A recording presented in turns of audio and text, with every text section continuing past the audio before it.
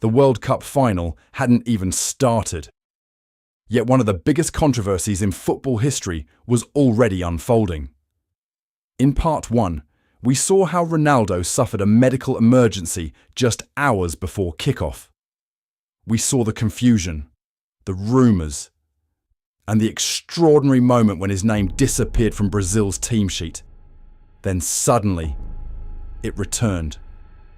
But what actually happened inside the Brazilian camp? The answer depends on who you ask, and that is precisely why this mystery refuses to die. Over the years, players, coaches, doctors and journalists have offered different versions of the same story. Some details match, others don't. And the contradictions begin almost immediately. Leonardo was one of the players who later spoke publicly about the incident. According to his recollections, the atmosphere inside the hotel changed completely. What should have been a day of celebration became a day of fear. Players were shocked. Some genuinely believed Ronaldo would not be able to play. Others simply waited for information that never seemed to arrive. And that uncertainty spread through the entire squad. Then there was Edmundo, a player who suddenly found himself at the centre of one of football's strangest stories. When Brazil's first team sheet was released, Edmundo's name appeared in the starting 11. For a brief moment, he believed he was about to start a World Cup final. Imagine that. One moment you're preparing to watch from the bench. The next, you're preparing to play in the biggest match on earth. Then everything changed.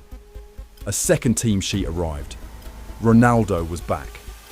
Edmundo was out.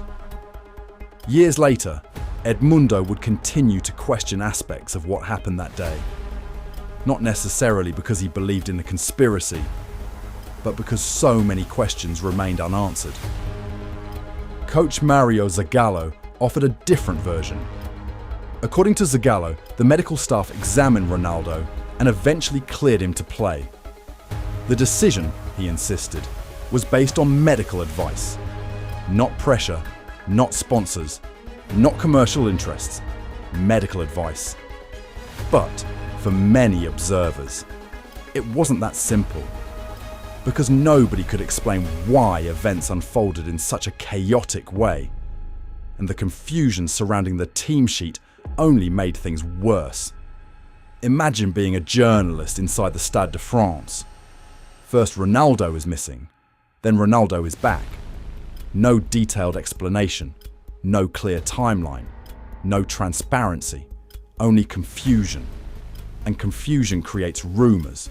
The mystery deepened further when reports emerged that Ronaldo had been taken for medical examinations.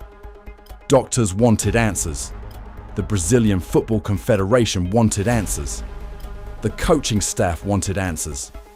And yet the more information emerged, the less certain the story seemed to become. Different witnesses remembered different things.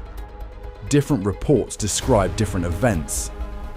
Even today, some accounts contradict each other, and every contradiction added fuel to the mystery. Then came the theory that would dominate headlines for years: Nike. At the time, Nike's partnership with Brazil was one of the most valuable relationships in world sport. Ronaldo wasn't just a footballer. He was a global superstar, a marketing phenomenon, one of the most recognizable athletes on the planet. And because of that, some people began asking uncomfortable questions. Did commercial interest influence the decision? Was Ronaldo pressured to play? Did sponsors have any role in what happened? No evidence has ever conclusively proven those claims. That is important. No evidence. But the theory refused to disappear, because it arrived at the perfect moment. A mysterious illness, a missing team sheet, a global superstar, and a World Cup final watched by billions. It was the perfect recipe for speculation. Books were written, journalists investigated, television documentaries explored every possible angle. And yet, no single explanation managed to convince everyone. Some believed Ronaldo suffered a seizure. Others pointed to exhaustion. Some blamed stress. Others remained convinced there was still more to the story.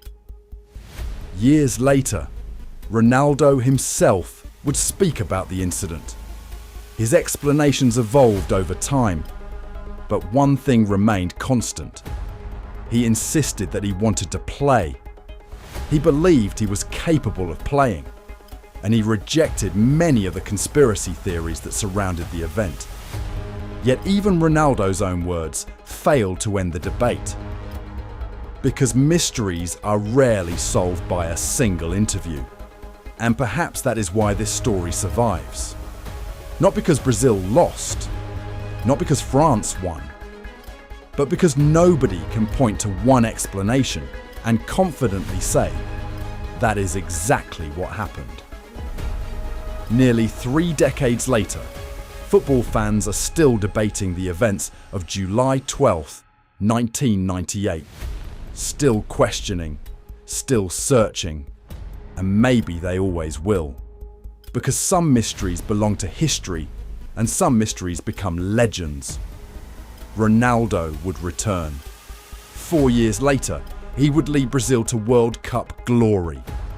He would score 8 goals, win the Golden Boot, and complete one of the greatest redemption stories football has ever seen. But the events of July 12th, 1998 remain frozen in time. A mystery, a controversy, and perhaps football's greatest unanswered question. If this story stayed with you, there are many more legends waiting to be told. Subscribe to Chronicles of Legacy Football, ring the bell, and let the next chapter find you.